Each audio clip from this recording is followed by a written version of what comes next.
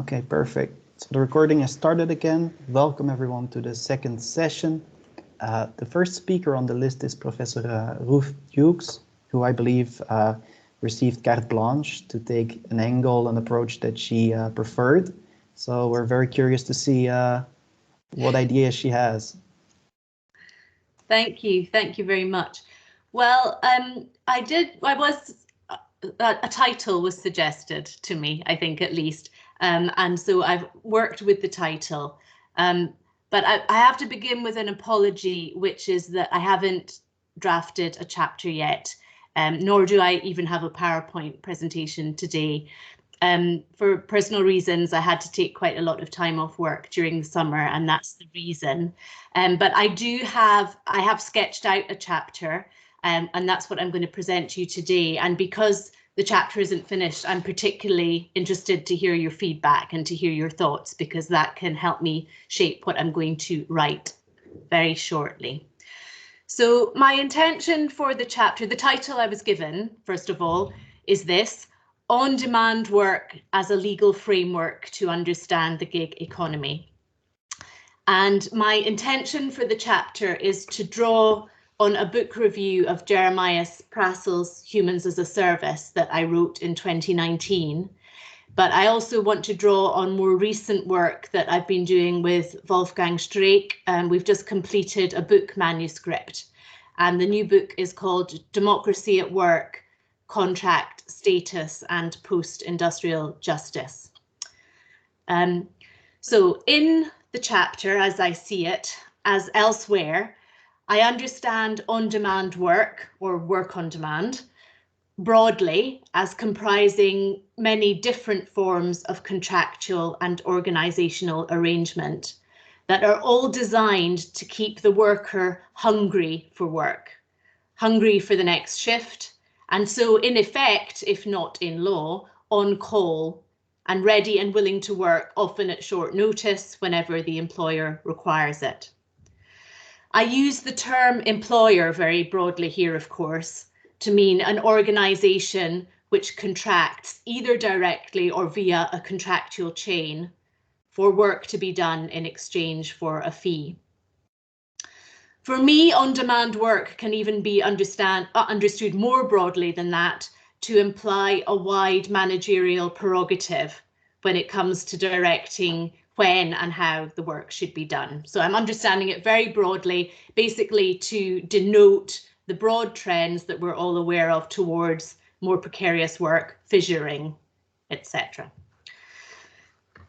My basic argument then that I'm going to propose is that on-demand work as a legal framework shines a light on three matters of great importance to gig work.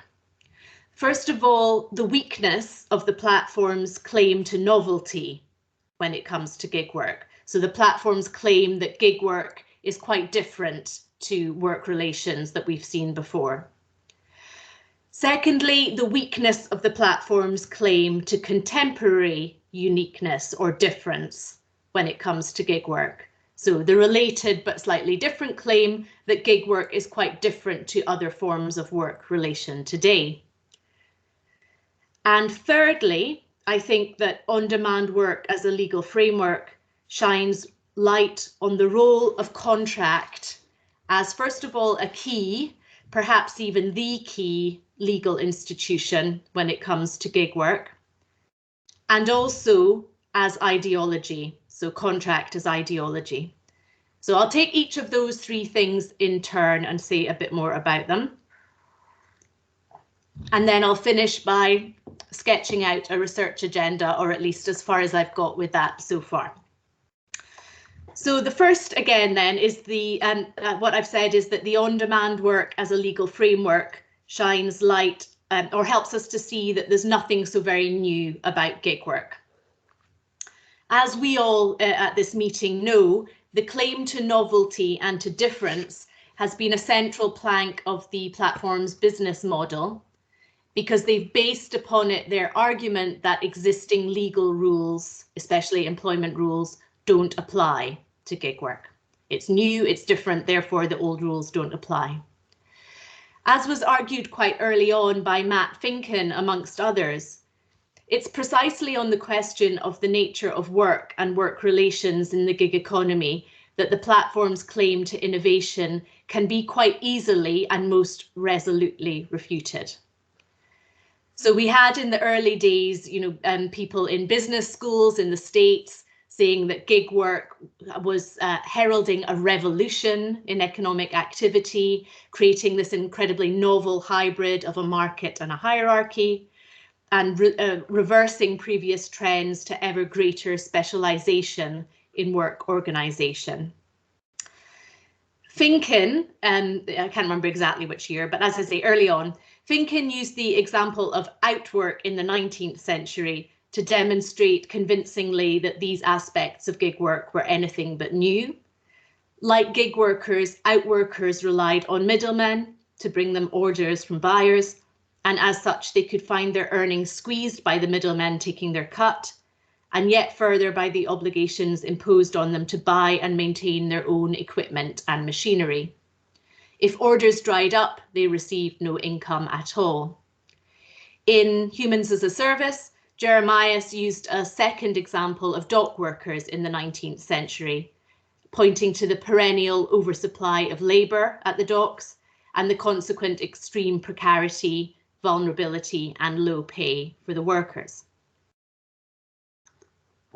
In my book review of Humans as a Service, I consider at length a third historical example, namely domestic service in the 19th and early 20th centuries. So I hope I'm not encroaching on Natalie's chapter here. I'm not looking at domestic work as gig work. I'm looking at this historical example of domestic service. And I use it to highlight broad parallels between the labour and service markets of the 19th century and today. In both cases, markets may be characterised with reference to gross inequalities of wealth, only minimal public service provision, and by the fragmented, non-universal provision of social welfare or charity in lieu of welfare. So at its height, I'm going to spend a little bit of time on this example because I find it interesting and I hope you will find too, and I would intend to include it in the chapter. So at its height, at the end of the 19th century, 40% of women workers in the UK were domestic workers. And in 1902, over 200,000 men were also employed in that sector, mostly in gardening, the care of horses, or as drivers. Moreover, the employment of domestic servants was also very widespread and not at all confined to the upper classes. Middle and even working class families also frequently employed help. If we define domestic service broadly to include the stable hands, the chauffeurs, governesses, as well as maids, cooks, manservants, then we can conclude that in time, domestic service was replaced by motor cars and kitchen appliances, and by the improved provision of public services, schools, nurseries, public transport. But of course, domestic work did not disappear ever. And since the 1980s, it's been on the increase again in the UK and other developed economies. Today, it might take a similar form to the domestic service of the 19th century, albeit with an updated nomenclature. So we would talk today of personal assistants, housekeepers, cleaners, nannies. But it might also be arranged via online platforms.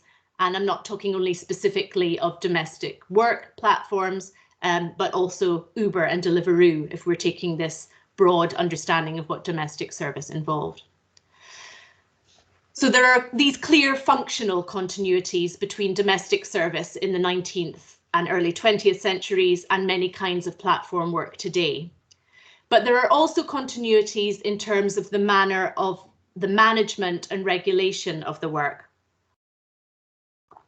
especially when we look at the key role played in each case by employer or customer ratings. So we all know about the way that ratings work with platforms, but I would also emphasize that in the 19th and early 20th centuries, the reference that a domestic worker might request of her employer, This was known as a character. And it was usually testament, first and foremost, to the servant's moral qualities, as well as to her experience or qualifications.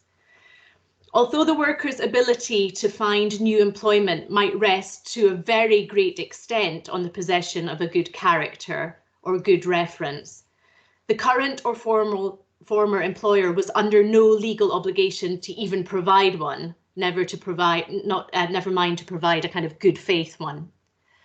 The ability to withhold or to threaten to withhold a reference was thus an extremely powerful tool of management or control of the servant, and went some way towards giving the work relation the form of something more like servitude than service, or arm's length contractual employment.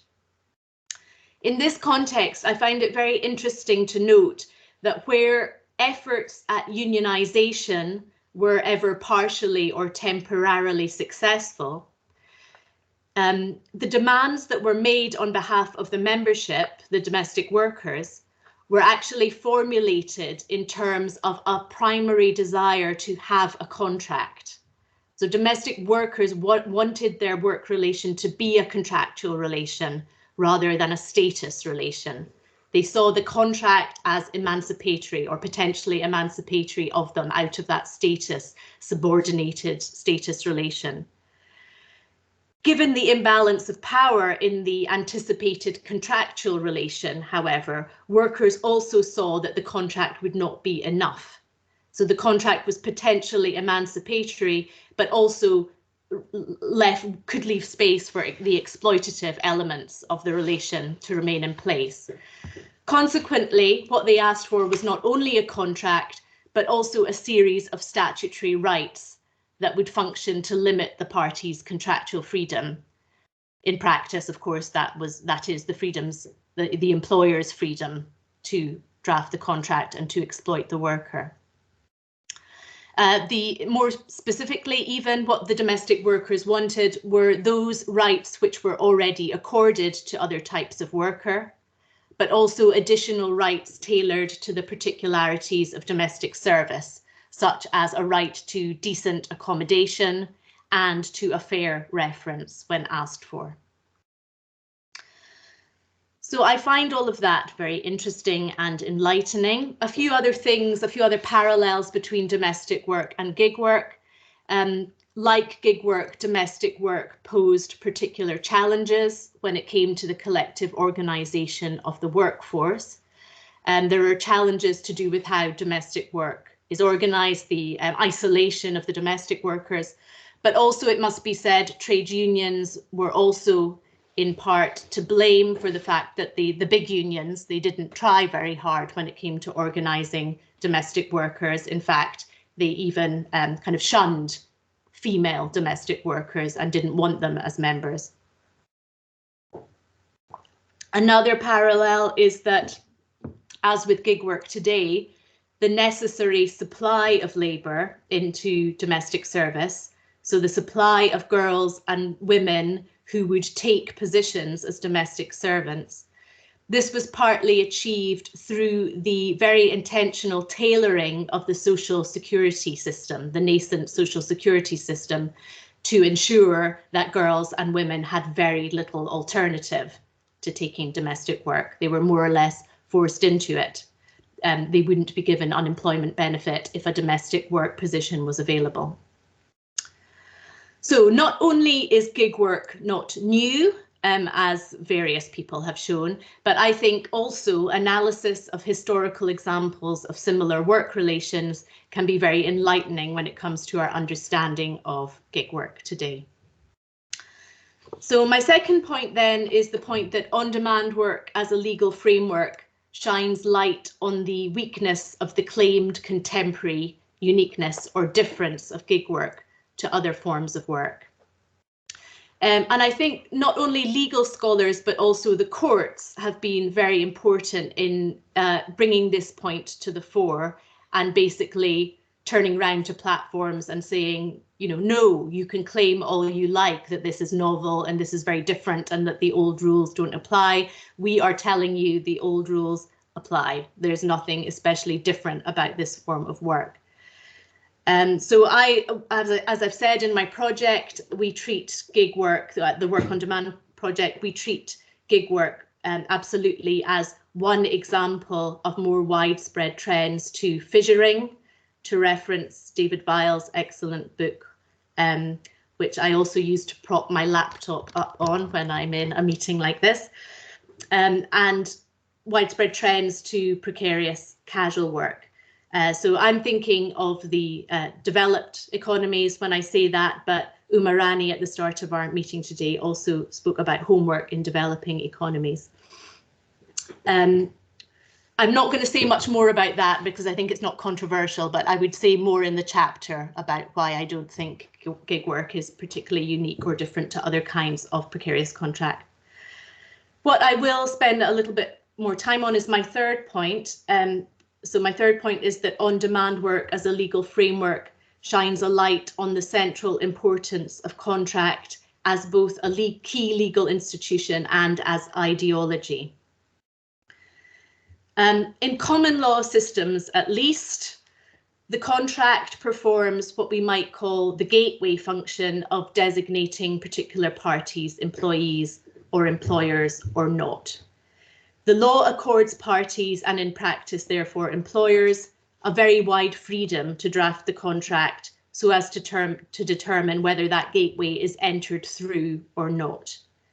Thereafter, it accords the parties a wide freedom to determine terms and conditions, especially if the worker has been characterised as self-employed, meaning that mandatory legal employment rules don't apply. And a third important point here is that where a court, even the Supreme Court, as in Uber and Aslan, rules that gig workers are in fact employees or dependent contractors, in common law jurisdictions, platforms read this as an invitation simply to redraft their contracts and to allow themselves then to claim again that under these new contracts, the workers are self-employed. Even if that's disputed, a whole new process of litigation has to swing into motion so that you can get a judgment that says that no, even under these new contracts, the workers are dependent contractors or workers. So this freedom of contract, or the gateway function of the contract, is of course very problematic. It's not, I know it's not the same in all jurisdictions, but I think it's really worth emphasizing because I think one way, very important way of understanding the history of gig work, which of course is a very short history, it's only been the last kind of 15 years or so. One way of understanding that history is that gig work has been exported from the States. The platforms came up with this notion of, move fast and break things. They used the common law system in the States and the primacy given to the contract under that system to make their argument that the workers were not employees, were not dependent contractors. And then when they moved into other jurisdictions, including European jurisdictions where the law is different, they did the same again. And it took legislation, or it took a decision of a court to say that that wasn't right, but that bought them a lot of time in the meantime. The law was on catch up. The law had to catch up with that tactic of the platforms. So I think even in jurisdictions where what I've said about how key the contract is isn't true, it's important that the contract was that key in the US, because that's the way things unfolded. I hope I've explained that clearly enough. So that's the key, the contract as key legal institution. What about the contract as ideology? Despite the fact that freedom of contract means, in fact, freedom for the stronger party only, and of course we've known this since at least the time of the publication of Max Weber's Economy and Society. Despite that, the contract, I think, continues to perform ideological and legitimating functions because of its implied promise of freedom and emancipation for both parties. And these ideological and legitimating functions shouldn't be underestimated. In particular, the contract can appear or can be made to appear to legitimize the expropriation of the workers' employment rights. The notion of entrepreneurship is wielded by platforms in connection with contract to imply the existence of parties of equal bargaining power, to imply that these parties are negotiating an agreement that suits them both.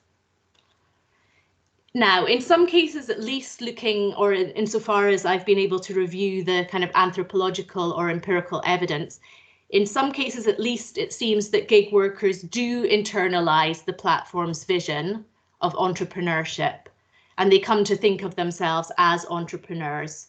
So Vina Dubal has noted that, and the paper that just came out this week by Alex Wood and Willy Ledonverta makes the same point. Where workers do begin to think of themselves as entrepreneurs, a sense of injustice may arise accordingly, not because of the lack of employee status and the non-applicability of employment law, but by reason rather of the platform's failure to treat the workforce as it ought to treat self-employed workers. So the fact that platforms don't, for example, allow the workers to grow their own client base, or to make informed judgments about which gigs to agree to take on or to set their own prices. These can be the points of contention if workers think of themselves as entrepreneurs. In other cases, however, evidence suggests that workers essentially view gigging as a shit job like any other shit job. And in that case, they tend to resent above all the low rates of pay. So, in terms of a research agenda, I think it would be important to see more empirical study of worker attitudes to the contract, to the idea of entrepreneurship, and to questions of fairness. Of course, these, you can't generalize about these. These will be very situation specific. They will depend on many things, including which platform the worker is working for and the nature of the work and so on. There might be, broadly, there might be differences, I think, between whether it's cloud work or location-based platform work, but yeah, other things would come into play there. Now, in saying that, I think it would be interesting to see more empirical study of worker attitudes. I don't wish to suggest that too much weight should be given to worker opinion when it comes to shaping proposals for reform, because of course it's not only worker interests that we should be paying heed to here, but broader societal interests. For example, tax and social security revenue, but also the liability of platforms or not for any accidents caused by workers or damage to third parties' property. I think it's an kind of under-commented on aspect of the Uber and Aslan decision that the workers did not even try to argue that they were employees. The workers in that case preferred to be dependent contractors, and they preferred to be dependent contractors because they don't pay as much income tax. Now, as I say, there's societal interests at play there too. So nonetheless, workers' interests or wishes are a very important part of the picture, and that's why I've highlighted them as a research agenda, not only in terms of working out a reform agenda for the law, but also thinking about where pressure will come from, if at all, for reform of the law. So those are my thoughts. Thank you for listening. I look forward to hearing what you made of them. Excellent. No, very interesting. I believe it's maybe better to leave the questions for afterwards. No doubt there will be many questions for Professor Dukes. Then we can go to Dr. Aude Cefaliello and Dr. Cristina Inversi. I don't know who will present. Okay, go ahead. I try to share our presentation. It's loading a bit, so while it's doing so. I'm going to, well, thanks again, Valerio De Stefano, to invite us to exchange and present our ideas amongst our peers and friends. Cristina, I have a problem. The presentation doesn't load. So I will, if you can manage, I will just start the introduction because I remember without the PowerPoints, but basically what we are going to present is the implication of the gig economy and particularly the test a bit in terms of health and safety at work. So it's not necessary to say or to remind that the fourth industrial revolution was really booming with the rise of the gig economy, relying mainly on self-employed and so on and so forth. And there's been a lot of debate about it. And in terms of health and safety, why it would be important is because when you talk about the gig economy, you can transfer that to the urbanization of work, which will touch all the sectors. And when you talk about gig economy and workers, it's mainly about health and safety, the question of the ergonomic management. And this is now touching all the sectors. So everything we're going to say right now in the presentation can be expanded to other sectors. So as of now, as has been presented before, a lot of attention has been rightfully placed on worker status and also on the access of these workers to collective bargaining. But what we wanted to do actually with Cristina is to look a bit beyond that and also complete basically the argument around this topic by presenting what it would mean as well and what is the challenge and implication in terms of health and safety. And here this is fundamental because we studied that before the pandemic, but I think the COVID-19 pandemic emphasized how it's important to consider the legal protection of these workers because it made a distinction between people being protected from the COVID-19 and people who were not. So this is why we were wondering, and I think it's important to raise these questions. And basically we organize our chapters in 3 parts.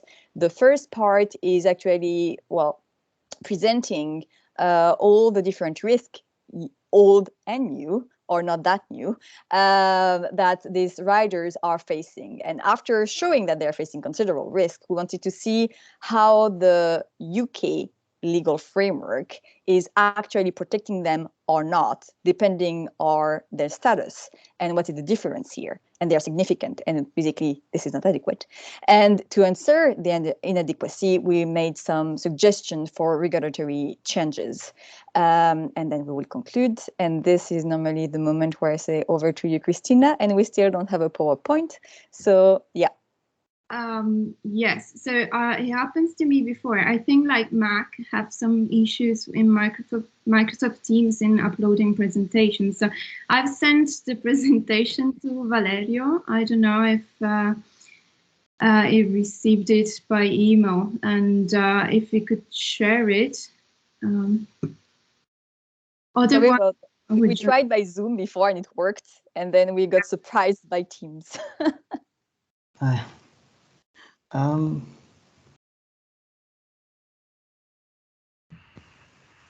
Otherwise, I would just continue talking with. But we can wait a bit. I mean, don't know if Valerio has it. I could try with PDF, but I have the issue that when I try to upload. Yes, I have sent it to you. Cristina, you're not able to share your screen? Me neither. I am also using my Mac right now, and I cannot share. We both have been running the same problem.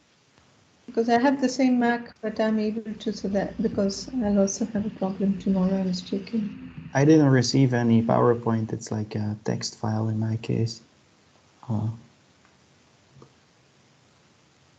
mean, otherwise you can, Cristina, you can still have a PowerPoint in front of you, and we can just keep going, and it applies when it appears, right?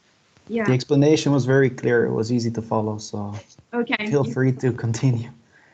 Yeah, so our research is based also on a piece of empirical research that has been conducted in the UK in 3 main cities, which are Manchester, London, and Brighton. And while speaking about like our respective researches with Aude, we identified that there was a lack of debating about the issue of health and safety among delivery riders and gig workers within the UK context. And in particular, having done loads of interviews with riders, it came up that the health and safety issues were one of the main issues that riders were actually facing in their jobs. And this was exemplified by many references that workers actually made to what were the main issues while working for the platforms. One example could be that, for instance, riders considered that career development was to passing from being a delivery rider to a driver, Uber driver. And this was because of the sense of safety that working in a car was giving them in respect to working with bikes or motorbikes. So the sense of safety was something that workers would value very much, and they didn't feel very safe while working for Deliveroo in this case. So what we reflected on was, reflecting on occupational health and safety risks in the sector, was that actually the risks that workers face in the gig economy while working are not very much new in their substance. So they're very much connected with what common like road transport workers face. So accident, fatigue, and accumulated with the stress related to job insecurity. That might add also to anxiety and the sense of, insecurity. But these not new risks in themselves were actually something new in the sense that they were layered with the accumulation of risks created by the new forms of work management that were put in place by the platform. So the management that was combined management in the sense that riders were both like micromanaged by small managerial offices within the cities, and management through the platform, through the algorithmic management, was actually one of the new components that added to the perception of the occupational health and safety and the risks connected. So we outlined from the data 4 main points that actually affected the framework of risks for these workers. So the first point is that the organizing structure of the result of putting the riders in a certain working time patterns and irregular schedule, which I was saying also before. And because of the high competition that the casual work offered to them, that increment their anxiety and their sense of insecurity. Also, the second point is that performance pressure that the platform put on workers is actually affecting workers' physical and cognitive capabilities. And actually here, the platform is doing something completely opposite to what a reasonable employer would do. In fact, is incentivizing to ride faster, maximize income and rewards at the detriment of road safety and having a work pace that is adapted to the physical abilities. So that is actually one of the main problems that then leads to questions on how we framework the occupational health and safety framework for better regulation. Third point was the issue of the constant oversight by the algorithmic management software that creates uncertainty and creates a sense of pervasiveness of control and actually removed workers' control and autonomy, leading to stress and anxiety, but also leading to very real issues of accidents and also issue of dangers at work. Actually, some riders were testifying that while trying to contact the platform about a possible risk that was they were facing, the platform actually didn't listen to them and just like push them to continue to work and actually, yes, didn't take care of workers' complaint and issues. So that the problem linked here is that there is a constant oversight, but this is just one-way communication line. The fourth point was the sense of isolation that riders experience because of their lone working condition, and by the fact that they didn't receive any support from the platform in case of accident. Actually, sometimes workers testified that they wanted to work in pairs, but that would mean that one of the people working would actually not be paid for the work. But that was just a sense of solidarity between the riders that was not encouraged by the platform. As a reasonable employer would do to prevent accidents and in a reasonable health and safety framework. So I leave to Aude for. So here we can see, and clearly there is no doubt that gig workers and especially riders are facing risks. The question is now how they are addressed and how they are protected.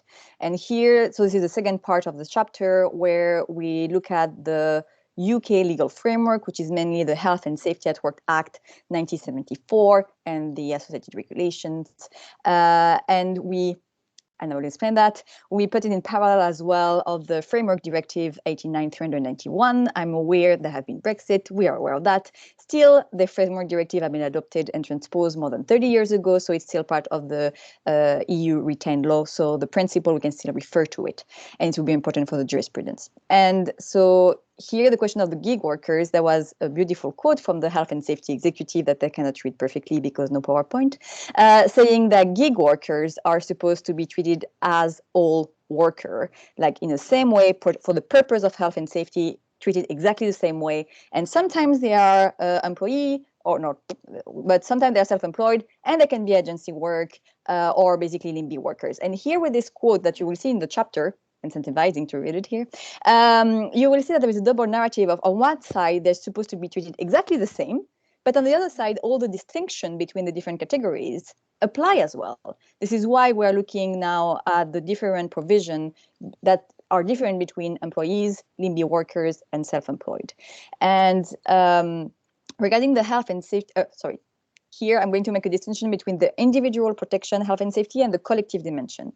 And when I look at the individual dimension and especially obligation, I will look at the employer's duty of care. So this is the employer who should take all the preventive measures to prevent the risk, usually to the workers or employee.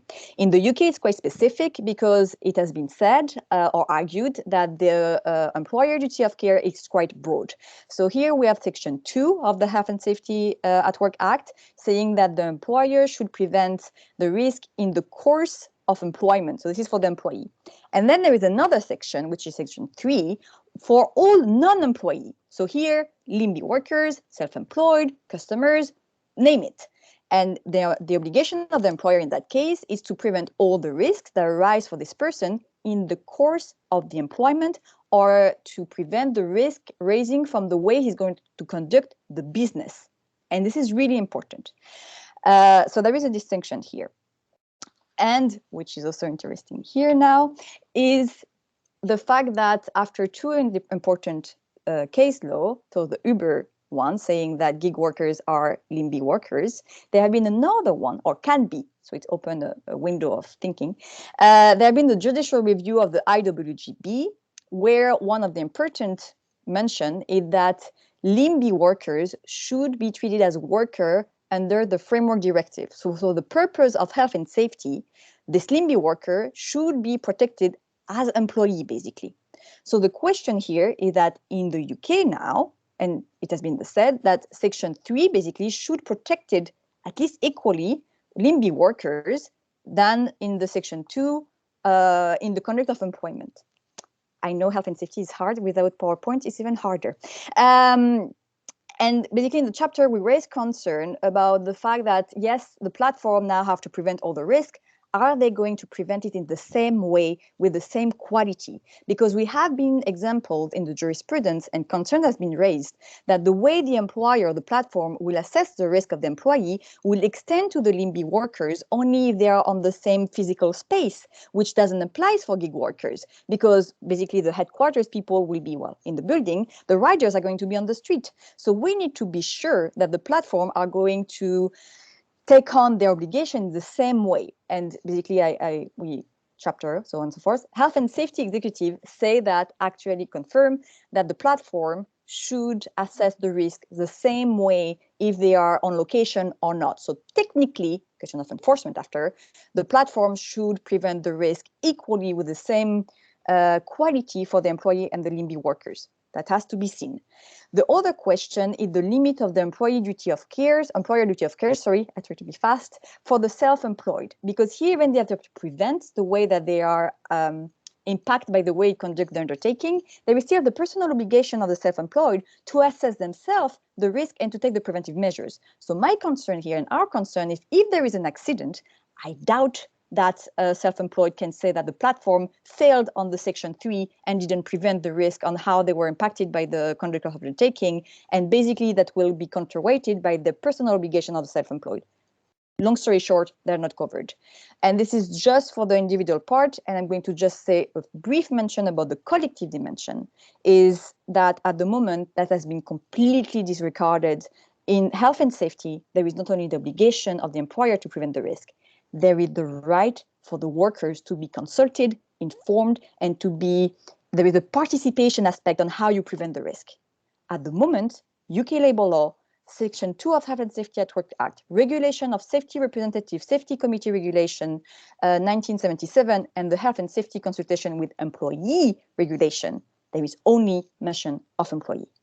Meaning that at the moment, the fact that the judicial review recognized LIMBY workers as workers for the purpose of health and safety, we completely meet the points of consultation that they are the right to have.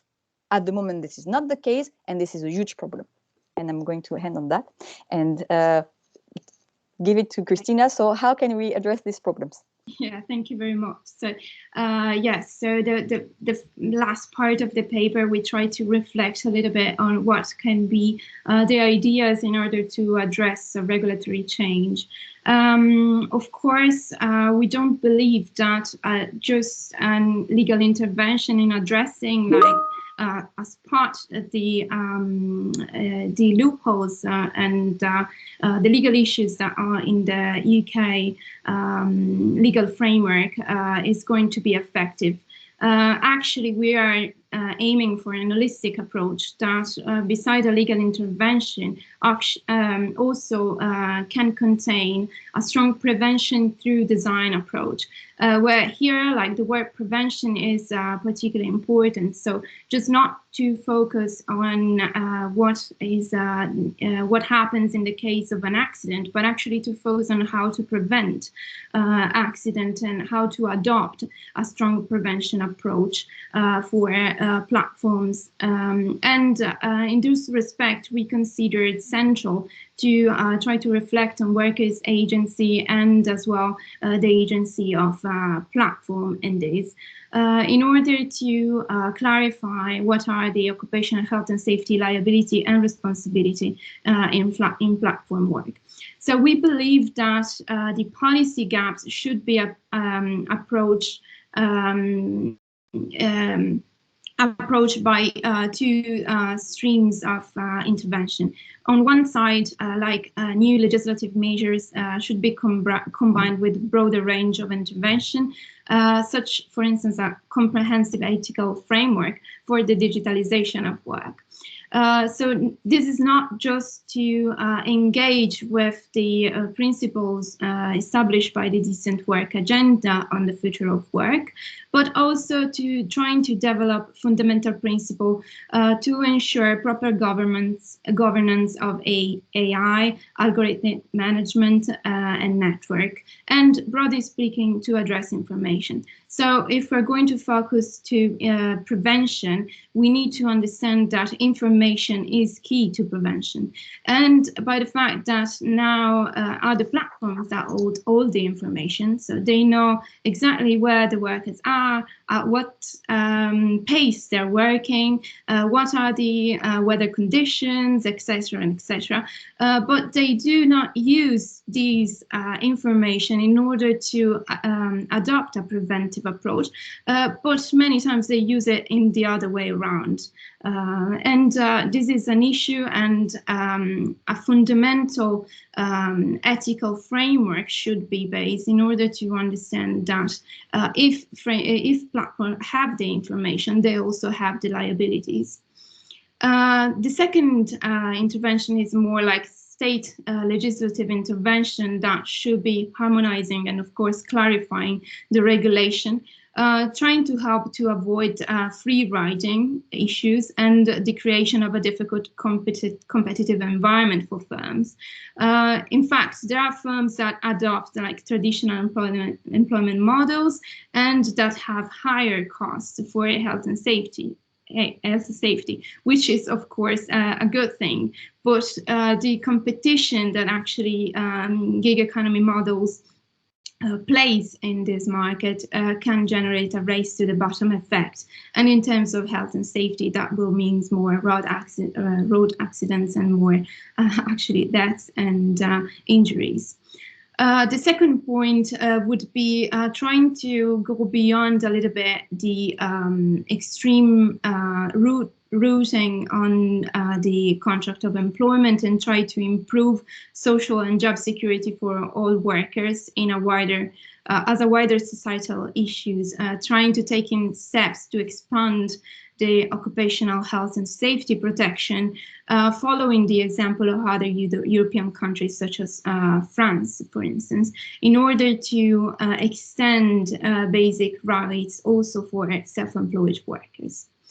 And yes, so I'm going to conclude a little bit, trying to resume what's the point of our chapter is, which is to reflect a little bit on the specific topic of occupational health and safety for gig economy workers, trying to understand why the risks that they are exposed to are not new to some extent, but they are new because of the way work is managed and the new way that information is available to platforms and not to worker, also generating information asymmetries. Then looking at a little bit at the UK legal framework, we try to understand what are like the loopholes of the framework and why it doesn't protect very well on-demand gig workers, although the new courts intervention have been trying to expand the protection for them. Finally, we outlined some of the what we think it could be a good approach in order to implement and to make this regulatory area a little bit better. So thank you very much for the attention. Perfect. First of all, our apologies for the technical issues, but I think you gave a convincing and a very clear explanation, so you solved it. Well, we have 40 minutes of discussion time, so I will open the floor to the people who have questions. Uma? Yeah, thank you so much for these two presentations. And then I enjoyed Ruth's presentation quite a bit. And more than a comment, it's a suggestion that I have. I think it would be great. I'm very happy to hear you say again, saying that gig work is not new. It's something that is there. I think it's very important to emphasize that aspect a lot more. About how this concept actually exists. And as you very rightly mentioned, it is very close to what we call the casualization in much of the developing countries. I think to bring that link is something quite important. I think I would go one step further in the argument and say that if you really look at casual labor markets in developing countries, I'm not so much aware about the developed country markets. We have a concept called as a NACA, which is equivalent to corners, street corners, where laborers get together, largely the low-skilled workers, and then they basically, you have the contractors or whoever needs, or clients who need workers who come to this area. And then, there's an automatic matching process that takes place. Now, what the platforms have done is they have actually taken the street corner concept onto a technology-mediated platform where you have today, instead of the low-skilled professionals, also the high-skilled professionals who come together. And then it becomes not only, it moves from a local labor market to a global labor market. And I think it's very important to emphasize this and bring out the complexities that it also brings about as a result.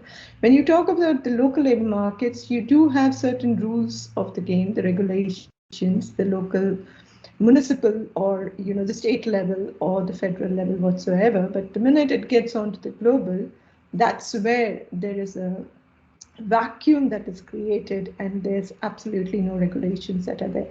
So I think this connection, I think that's very, very important for us to bring about, and that would help us to also argue, saying that why in certain types of work, I think this is much more in global online work than in location-based work.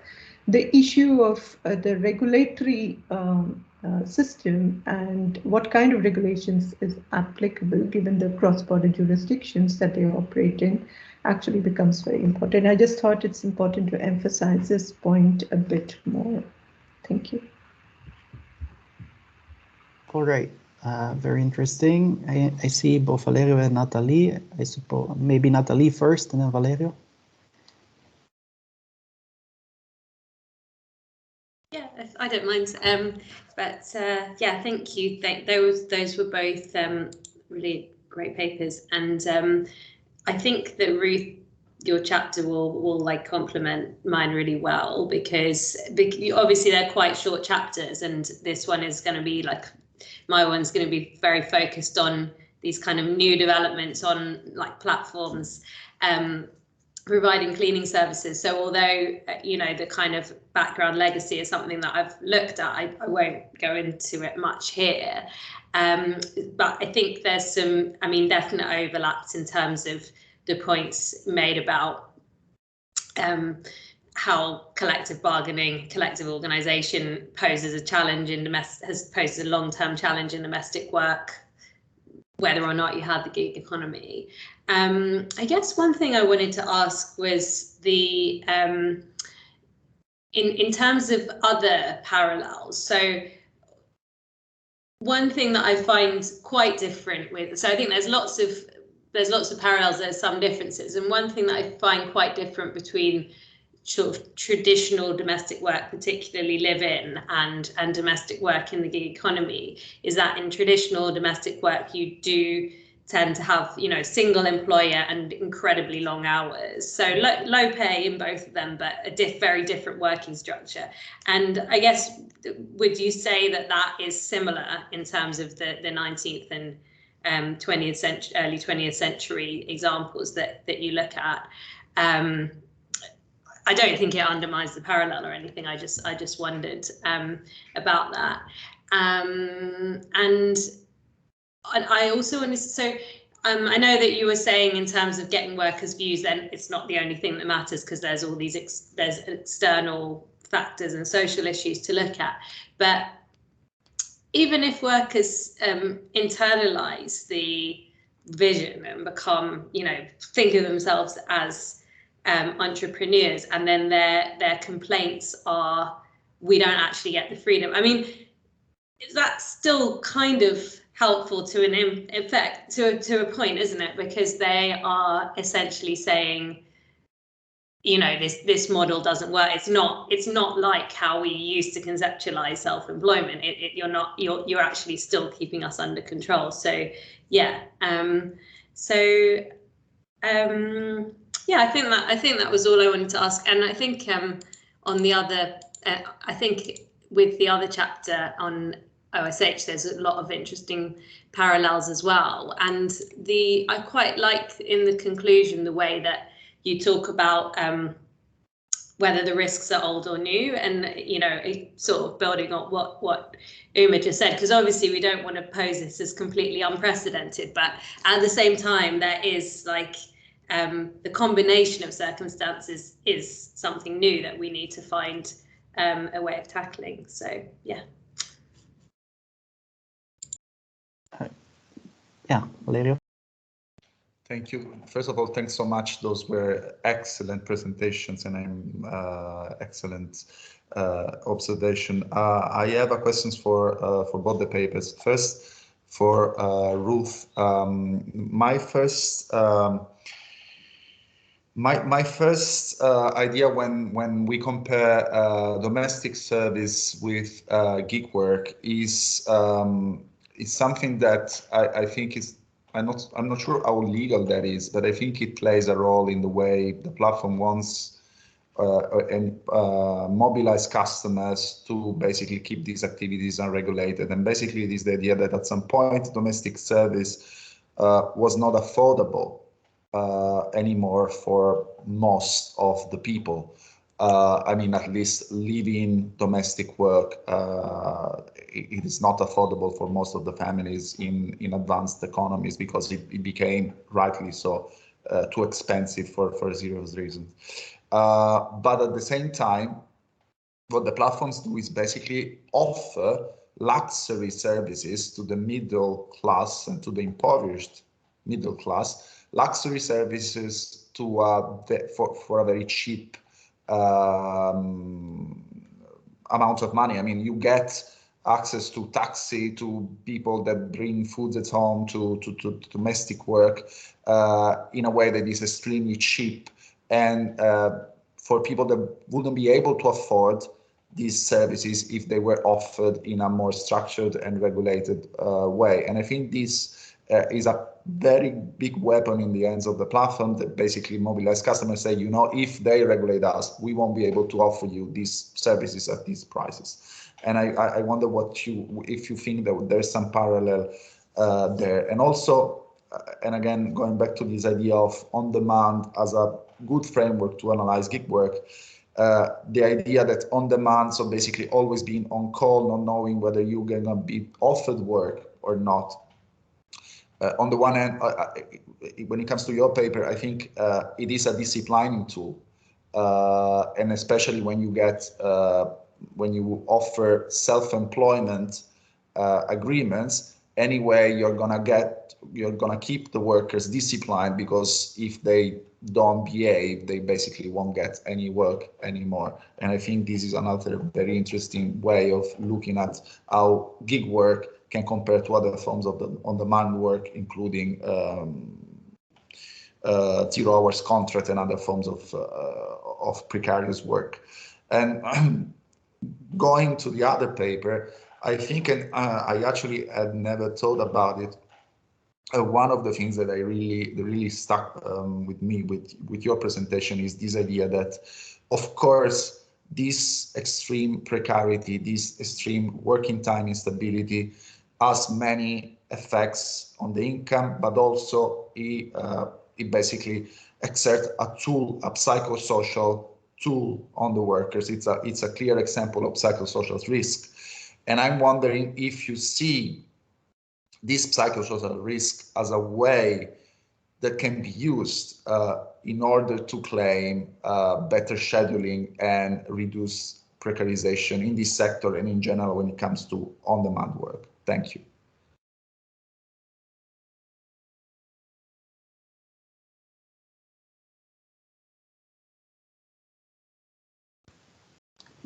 Professor Dukes, go ahead answering the question, and then the second presenters can go ahead. Thank you. These were really interesting comments and questions. Uma, that's a really good suggestion, which I'll certainly take on board. And I agreed with everything you said, especially the point that you made that about where the work is happening locally. There can be if not laws, then some kind of regulation and more potential for collective action as well, informal kinds of potential collective action and so on. And I suppose in the work I've done to date on the gig economy, I've certainly focused on in-person platform work rather than cloud work, but I should take on board that difference and the problems involved. So I'll try and do that. Thank you. Natalie, I'm really glad the chapters are going to be complementary. Yes, that's an obvious difference, is that gig work, the time that the gig worker spends with the client is a brief, and then there's a new client, whereas with domestic service, usually, especially with live-in, you have the one employer that you have this personal relationship with. The employer is also the client, as it were. That function isn't divided between the platform and the customers of the platform. So this is the book I used a lot in my research. You probably know it, Lucy Delap, Knowing Their Place. That was the historical research that I looked at. So where she emphasizes that domestic servants weren't only for the rich, but also for the middle and even working classes. I suppose there's a difference there, because the middle and working classes wouldn't have had live-in help. They had much more casualized help. So it's not across the board, but yes, as you say, there are parallels but also differences between the two, clearly. Valerio, yes, this question of the way that platforms mobilize customers, I think, is really important, and I do address that in my book review of Jeremiah's book, so I can put that in the chapter of the space as well. It's definitely important, and I took that primarily from Kathy Thielen's work on the political economy of platforms. So yeah, platforms provide customers with not only luxuries, you mentioned luxury services, I think, but of course, as public services are degraded, and it's not only luxury, for some workers, the Uber is an absolute necessity to get them to work or to get them home at the end of a shift. There are no buses maybe when the night shift ends. And then the customers think, well, what am I going to do if I don't have my cheap Uber? Of course. So that's why I find this point important that I came to at the end of my talk about where will political pressure come for law reform if customers want these cheap services, now that's a very big if, but if workers internalize the notion that they're entrepreneurs or that the contract is, providing fairness, then there isn't political pressure for change, even if the societal interest isn't being served. So potentially, anyway, these are, I'm broad, making my points in a very broad brush way. What was your other point, Valerio? Yes, the fact that the work is on demand is a disciplinary tool, clearly, yeah. And 0 hours contracts could be mentioned, but it's so much more widespread by now in the UK. Underemployment in supermarkets, workers just aren't given the hours they need, so that they're still hungry for the shift. And yeah, they know that if they upset the manager or whoever has the power to be writing who's on next week, they might not get the shifts they want. So yeah, definitely a disciplinary tool. Thank you, everyone. Okay, great. Then Aude and Cristina. Yeah, thank you. I will start answering, and then Aude can add to my answer. Well, thank you very much for the question and the remark. Actually, yes, the working time element and the effect of the working time regulation on the health and safety of worker is actually of primary importance. It is testified by data, at least in 3 dimensions. One is actually, yes, the duration of work and the hours fine, basically by the fact that workers and riders would like to work more than almost always more than what can actually get, and that entails uncertainty and stress. The second dimension is the organization. So sometimes workers cannot actually get the times that where they would like to work. And the third element is actually the anxiety that is put by the utilization of working time, so by the pressure that the platform put on the workers. There's also, in this regards, the punishment dimension that Ruth mentioned, because actually lots of workers testified the fact that when they had road accident, and they were not able to guarantee the presence on the shifts, actually they were punished in a way that we know that the algorithm doesn't favor them when they want to get new shifts. I think that the interesting point was that the working time dimension was also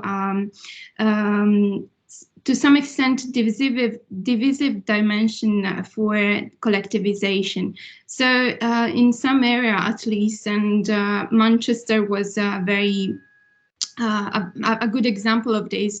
The management, actually the actual management that was in place in the city was very good in creating like two groups of workers, one with core hours that were actually feeling much more secure and didn't have that stress of having to get the hours and therefore like the psychological problems and all the stress that relates to that. And a second pool of workers that were actually less guaranteed times and orders allocation. So that creates a little bit of contrast between like the two group of workers, and actually helped the management in trying to scale down the collectivization of workers and the unionization as well. In fact, in Manchester, like workers were almost never able to mobilize themselves because of the action of the management that acted locally.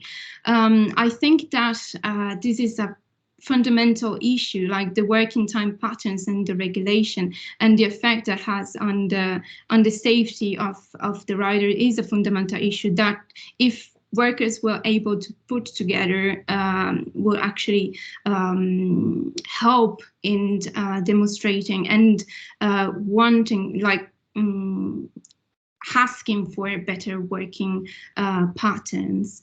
And I give to Aude if she wants to complement that. Yes, I will compliment on the PSR part, on the psychosocial risk part. So you're right, indeed, work organization falls within psychosocial risks and all of this, and we have example of that. People legally that frame this, take that into consideration. Belgium, Denmark, there is this kind of things. And indeed, as soon as you're a worker, you should benefit from prevention in all aspects of work. This is theory. But in practice, this is highly debated, or not debated, but it's hard to put that in place in traditional sector that should already benefit from that and should already be covered by PSR.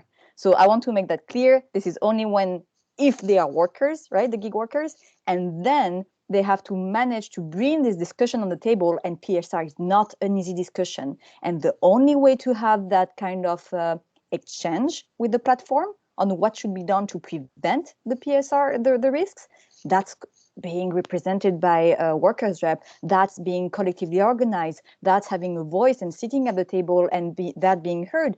In theory, we have it. The way it will take place on the ground, that remains to be seen. Because once again, gig workers and PSR combined, yeah, we need to work a bit on it. Okay, fine. I suggest Alan Bogg poses his comments and questions, and then the speakers can immediately respond, and afterwards Alberto Barrio can intervene with his questions. Thanks very much, and thank you for, again, two great papers. I'm sorry I missed the first half. I was picking my son up from school, but always a pleasure to hear Ruth, and sorry to have missed your paper. I'm just picking up on a question that you pose, Ruth, which is, where does the political leverage come for gig workers? And here's a thought that arises out of COVID. So I think one of the things I think that the pandemic did in shifting discourse around many gig workers was to characterize them as essential workers. So there was a lot of talk about this in relation to supermarkets, in relation to care work, in relation to transportation, actually.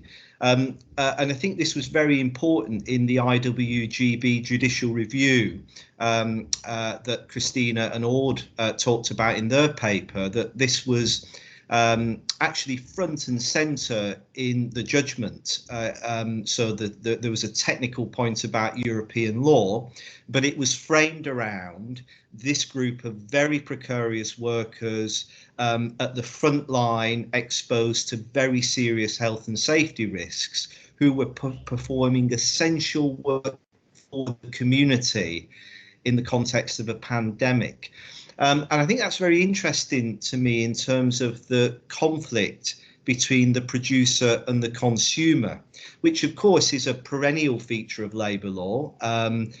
Karl Freund, as you will know, Ruth, talked about that towards the end of his life when he was thinking about strike law and the kind of internecine conflict between the producer, the citizen as producer, and the citizen as consumer. Now, what the essential worker move, I think, does is it shifts that discourse. So it's no longer simply about consumer preferences and preferences for cheap goods and services, because when you reconfigure this constituency as essential workers, you move from preferences to societal needs and how these workers meet basic needs and are integral to the life of the community. So that's a very long-winded monologue, as you would expect from me. But I think what I'm saying is that there is a potentially interesting thing here in terms of political mobilization around this idea of the essential worker and as a way of getting political leverage for change. And I think the IWGB judicial review is the kind of the signs of how that might work.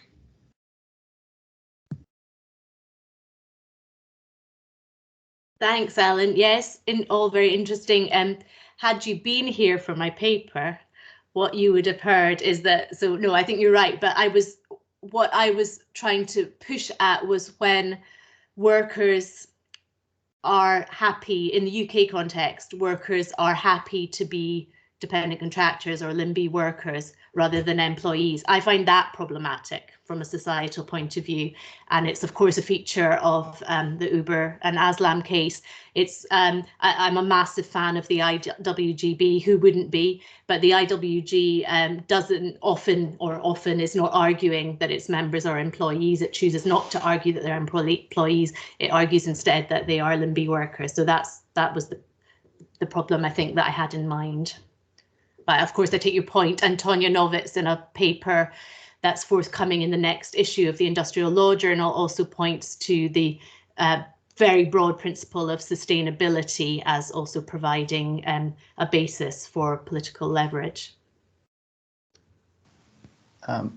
Aude, Cristina, do you want to engage with these issues, or next question?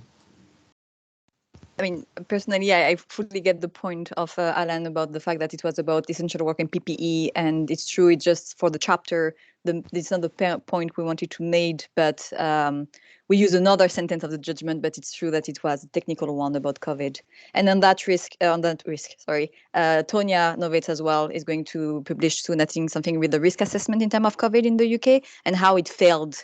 Actually, that it didn't address the right risks. Okay, then Alberto, you have the floor. Well, thank you very much, and thank you all speakers. I enjoyed very much all the presentations, particularly these last ones, because I also felt that they're quite connected with what we will be covering in my presentation on social security, particularly the one of Professor Dukes, on sustainability, also on how society needs to cover for the risk when they are not covered by employees or self-employed. That's also a feeling that I got when I was seeing the decisions and also talking with people from the trade unions in the UK. I was surprised that they were not asking for the employee status, and then I saw that yes, of course, it's the tax exemptions. And I think that we should talk more about that because we always assume, of course, that platform workers need to be protected, but they have their own interests. And if they make a rational analysis, we saw that in Social Security very often, that they, of course, sometimes they prefer to be self-employed. But my question was more concerning also something that said Professor De Stefano on that platforms are covering needs of consumers, particularly now during the pandemic. And it was just to complement what you were saying about the political force of platforms, the political power, and also complementing something that Harry said before. In Spain, as Harry said before, there are platforms that they have threatened or they are actually leaving the Spanish labor market because they say that this is because of the law. But I feel like this is linked with the strategy that platforms have. Like they always go to as many markets as they can. They flood the market. They usually they do not have profits. But then, of course, they have to prioritize. And I think that we are now in a stage in which platforms have to start prioritizing which markets they want to stay and they have to leave. And I feel like particularly for Deliveroo, which is a platform that is leaving, they have to do that in many markets because they are in so many. But of course, the consumer, the only thing that they see is that the platforms are leaving because of the new laws, or the platforms are leaving because of the case law. Of course, they are not leaving because of that. They are leaving because they extended themselves too much and they cannot assume so many costs anymore. But I feel like they are using that, and then other platforms are taking advantage. It almost feels like there is a coordinated effort. They know that some of their colleagues are going to leave markets, and they will use that as an argument for political force to eliminate laws or to put pressure in judges. And I was curious to your opinion on how they use these arguments and the political power. If that's something that you will also include in your contribution. Thank you very much.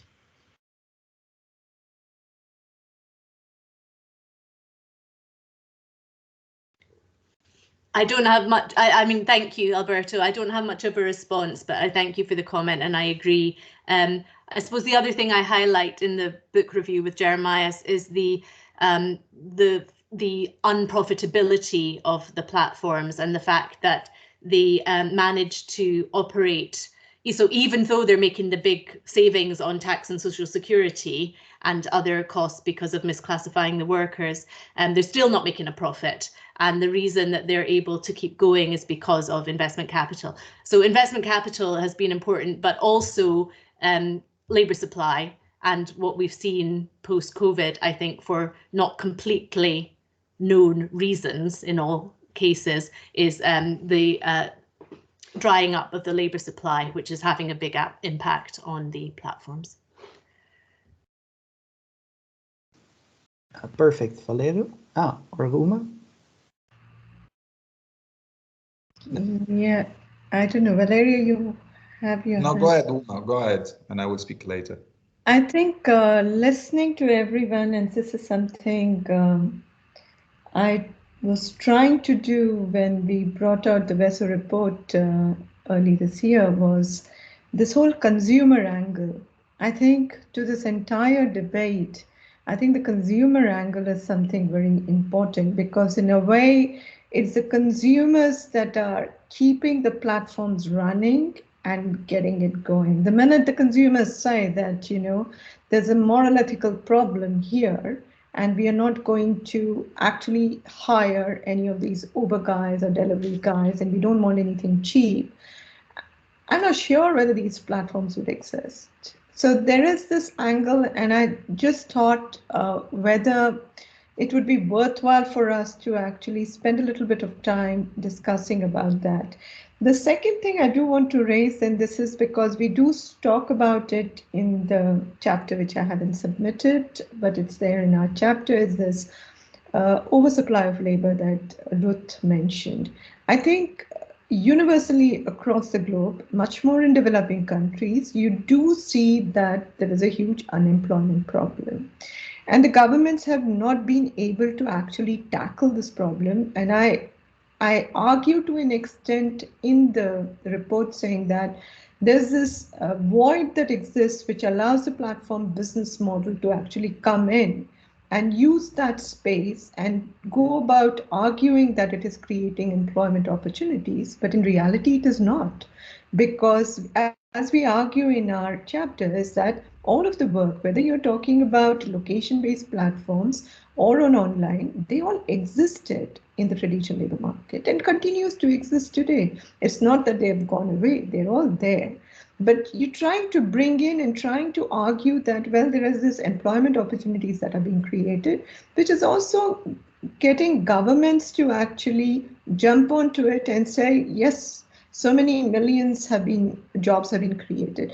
I'm just wondering whether the reason for pointing it out is whether we want to place the economic situation in the reader while putting all of this argument forth. I think it would be quite important for us to place it within that context. That's the reason for saying.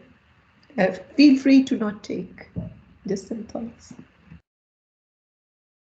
Valerio, and then we go to Natalie. Thank you, Mathias. Yes, I think yes, we should definitely invest time in analyzing these issues. And I think, first of all, I want to say something about this idea that the platforms are gonna leave Spain because of the riders' law. I first want to see that happen. And then we can discuss. We shouldn't forget that the platforms always have a very short-term way of approaching things because of the way they are capitalized, and they have to convince, in many cases, financial markets or institutional investors that they are following. I mean, and that their narrative is actually staying afloat. So we'll see what happens in Spain. I wouldn't be surprised if that is not the case eventually, but even if it was the case, we shouldn't forget that in a few months, the Commission is going to propose some regulation on platform works at the EU level.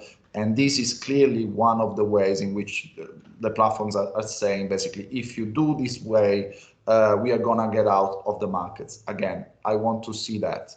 It might be that at some point the platforms will get out of the markets, but it won't be because of the regulation, and we should not place blame on the regulation. It's going to be because the venture capitals and the institutional investors won't fund anymore certain ways of operating at a loss. Basically, at some point, all these people that invested all this money will want to see something back. And if they don't see anything back, they will pull out. But it won't be for regulation. They won't pull out because the business model doesn't work. It's at loss in many cases. I'm not, as Uma was saying, I don't think this will result in this decrease of employment, because these activities were there, and in my opinion, are there to stay. It's not that drivers won't be there anymore, riders won't be there anymore, domestic work won't be there anymore. But it might be that actually the platforms won't be there anymore. And so the point is, should we basically allow to deregulate the labor markets just to follow employers or operators that won't be there or possibly won't be there in the long run? And I think the answer to that is no, we can't do that, because the problem is with the business model rather than with the regulation. Yes, good point. Natalie?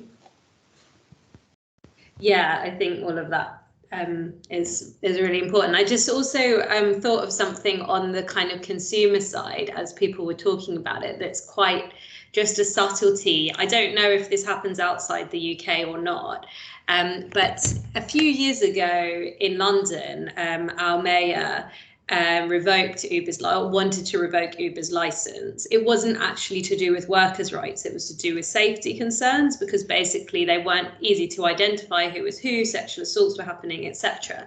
And when that happened, I mean, there was a big backlash from the IWGB, from the unions representing Uber drivers, because it's the jobs at stake.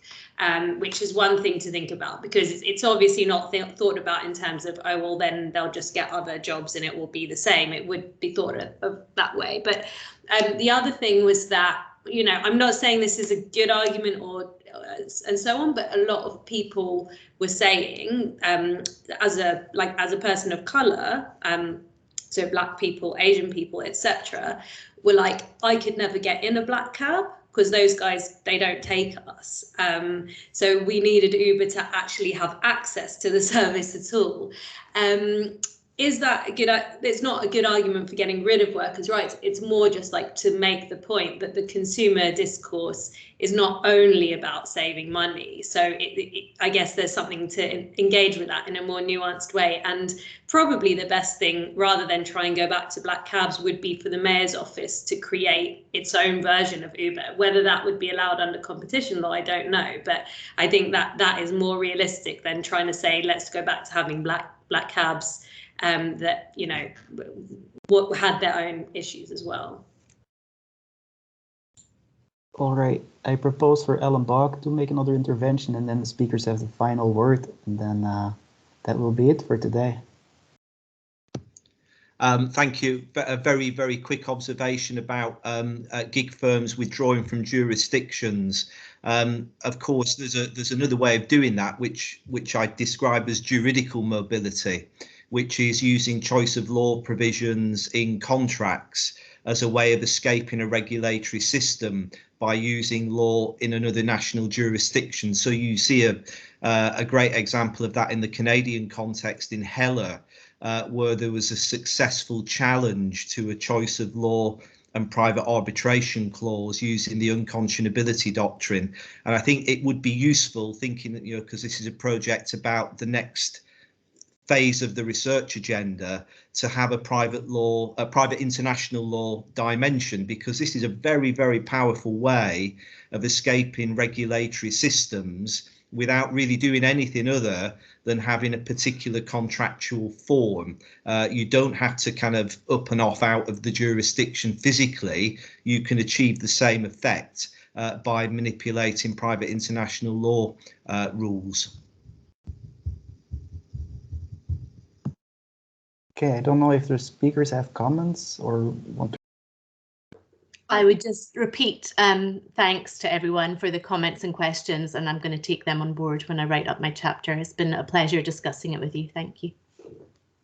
Yeah, I also wanted to thanks for all like the prompts, and in fact, like thank you, Natalie, for your last comment. And maybe we didn't reflect about it in the chapter too much, but yes, the health and safety discourse also had loads of like societal and political leverage because of what happened in London, and also because of what happened and we saw in other small regional areas. So for instance, like some forms of consultation and collective bargaining came out in Bologna and other cities in Italy because there were like major injuries of riders.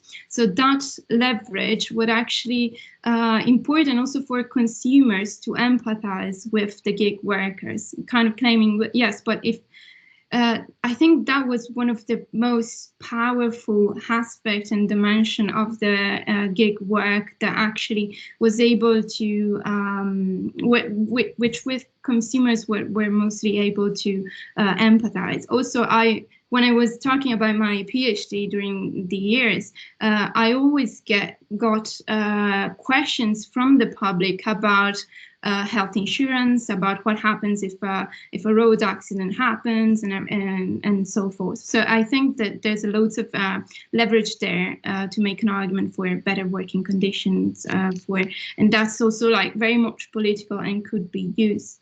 I just have a final comment on the question of the employment status, and sorry for keeping it longer, but I thought that the IWGB strategy was because they were fearing that claiming the employee status in the UK would have been like a completely waste of time. So it was a strategic.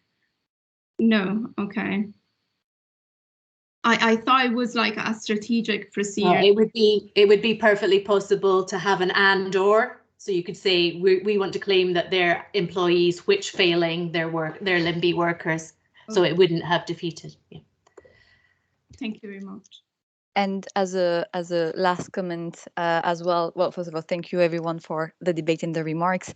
One thing that we haven't investigated in this one, but should be maybe in the future, is how AI and certain aspect of the business model can lead to better prevention. Because as also going on Natalie comments, for example, Uber drivers said also that the fact that they have no cash on them led to better safety, because there was less risk of attack or whatever, or assault while they were driving. For them, it was safe. And I don't say, as well as you say, that basically platform adjustability, there is certain aspects that are good, but I think we should keep the best basically and adjust. And there are green platforms that pay their drivers properly, that actually take them provide good protection. So it's possible. And I also think that the fact that they're constantly monitoring can be a powerful tool to better prevention. And we should make the best out of technology. But as of now, this is guaranteeing that they are safe. And then we can discuss about how to mobilize it for better good. So, yeah. Amazing. Thank you all for the engaging discussions. I will terminate the recording, stop it, but feel free to stay for after work talks.